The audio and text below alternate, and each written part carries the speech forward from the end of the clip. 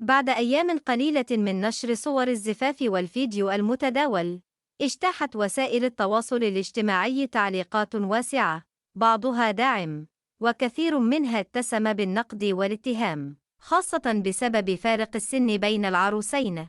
في رد مباشر على ما وصف بزواج مصلحة، خرجت الفتاة المغربية في فيديو قائلة: أنا تزوجت عن قناعة، وبرضا أهلي، وبما يرضي الله، فكفوا عن أذيتي.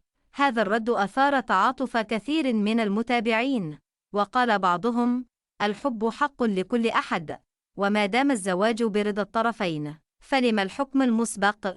وبين الداعمين والمنتقدين يستمر الجدل، ولكن الحب حق لا ينكر.